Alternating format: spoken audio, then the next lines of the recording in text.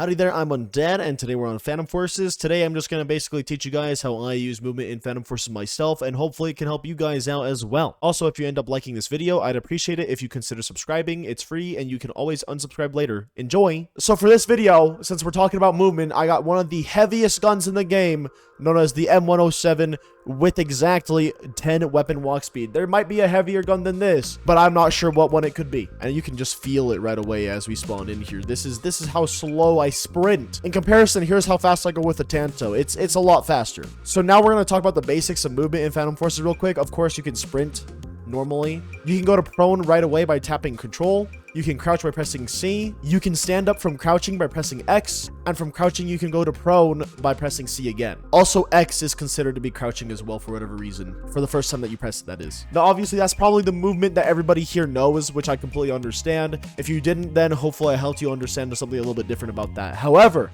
we're going to go on to the intermediate stuff now, which is pretty much sliding, which you can do by holding Shift and then pressing C. You can slide, and then you can dive by pressing Shift and Z. Or you can dive by pressing Shift and X. I personally like Shift and Z because it's easier in my brain than it is to do Shift and X. But now we're going to learn how to do a super jump, which is basically jumping into a dive. So if I wanted to get up there, I could just sprint up to it, jump and dive. So let me go over that one more time. So you sprint, you jump, and right as you get to the peak of your jump, you dive. So it's sprint, jump, dive. And remember, diving, you can do Shift Z or Shift X to dive. So now that's the reason why we're on the map Warehouse, because there's a lot of places where we can dive onto the top of stuff. And that's how we actually use part of our movement, is to actually dive around the map. Diving out of cover, diving into cover, things like that. As an example, let's say that I'm getting chased by someone over at this police car. I go over here and I do 180 and I dive on them. Sometimes it can work, sometimes it can't. It depends on how good the enemy player is, because they might expect you to re-peek. But if you dived out of it, you would be right here instead of right here when you peek again. So that's why diving is important, especially because let's say if I'm getting shot from right here, and let's say that they don't have a gun that can actually penetrate through these walls, I could just simply dive into cover instead, which could be pretty nice as well. It's just good for moving in and out of cover, diving over objects, diving onto things that you want to stand on, etc. Things like that. Just anything that you can think of that moves you forward and moves you up in a fast manner. That's kind of what this is used for, because I can't just jump up here normally. I have to do a super jump, which I do a sprint, jump, then dive to get on. All right, now we're gonna go ahead and move on to the advanced movement, which is really interesting as well. But the M107 can be faster than the Tanto essentially with the right movement, and I'll get to that here in a second. Oh, also one more intermediate thing that I forgot to mention is, let's say that you wanted to throw a grenade really far. Let's say I'm standing right here. If I throw a grenade at about like this level here, we'll go ahead and see how far that goes. And as you can see, it goes right about, you know, where that 3 marker is. Now let's say I sprint, do the super jump, and then throw it. So we can go ahead and start cooking the grenade. Let's go ahead, jump, dive, and there we can see it goes a lot further. So that's another thing that you guys can learn as well, is cooking this grenade, then doing a super jump and letting go. Obviously I didn't do a really good super jump right there, but you get the idea. All right, so now back to the advanced movement. So you have the slide, which is this.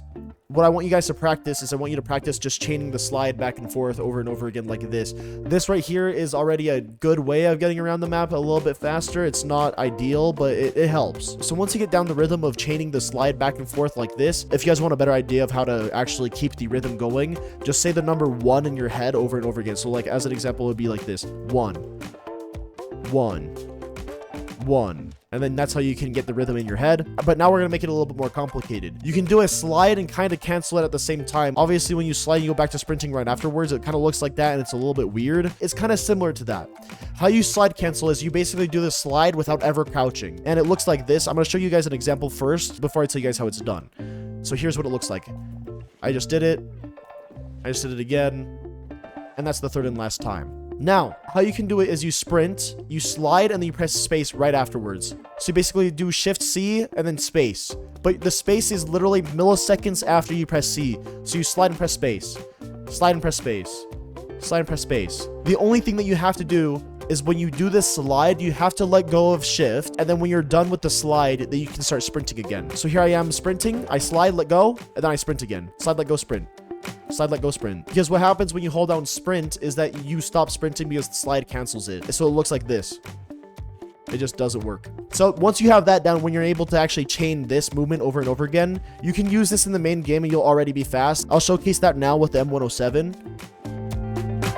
The whole slide is just the one thing that makes me actually be able to run around really fast with the M107. But once you have that down, we can make it one step further and a little bit more complicated. So what we do after we do the slide is we jump out of it and then we sprint again. So it's basically a slide, cancel, jump, sprint, slide, cancel, jump, sprint, slide, cancel, jump, sprint. The hardest part of this is probably timing that jump and then sprinting again. So it's a slide, jump, sprint, slide, jump, sprint, slide, jump, sprint. And how I'm able to keep the rhythm in this one is by going 1, 2, 1, 2, 1, 2.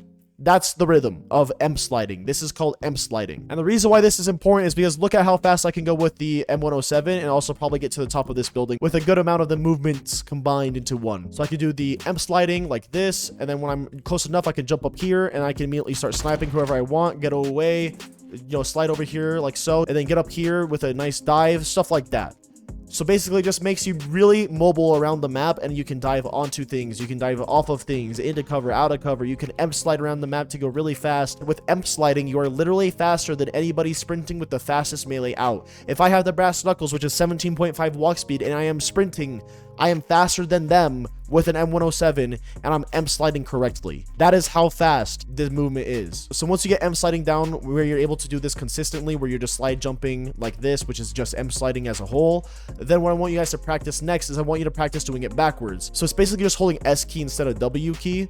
But I want to see you guys practice this as well, because this is key in running away from people in another direction. You can also do it sideways to your left and stuff like that. You can even do it diagonal, although I will say that diagonal is kind of, it's a little bit difficult, I'm not gonna lie. And then once you have those different directions down, I want you to do one last thing, which is a little bit more complicated, but it is possible and will help you out a lot in the long run, is I want you to do an M slide into a super jump. So if I want to get up there from here and be really fast at it, M slide, sprint, dive.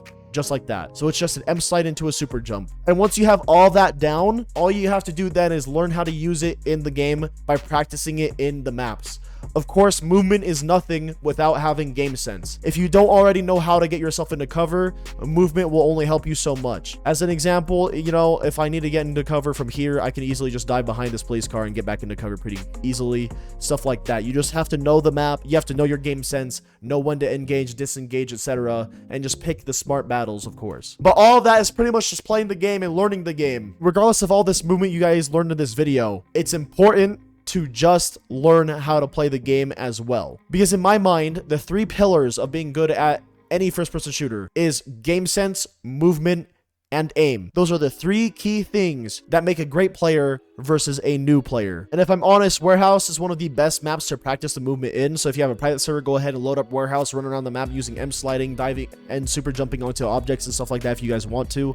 But nothing beats actual in-game experience like actually playing in normal matches while using these methods. A key thing as well that I forgot to mention is when you're in a gunfight, if you guys want to, you guys can feel free to jump while in combat like this, but make sure that you're crab walking, which is basically just going side to side and just jumping and landing your shots, because this can help you out a lot. Not to mention, if you're in a gunfight and you know that you might have a small chance of losing because your gun loses the matchup or something like that, you can dive and just keep shooting at them as you move out of the way. It's really weird, but basically it makes you harder to hit. The goal of movement in any first-person shooter game is to be hit less and more mobile. It's also to get from point A to point B in the fastest amount of time if necessary. Anyways, that's going to be it for this video. Hopefully I was able to help you guys out. If there's any sort of movement that I may have missed, let me know what it is in the comment section below, so that way I can pin it, maybe heart it, and all this stuff like that.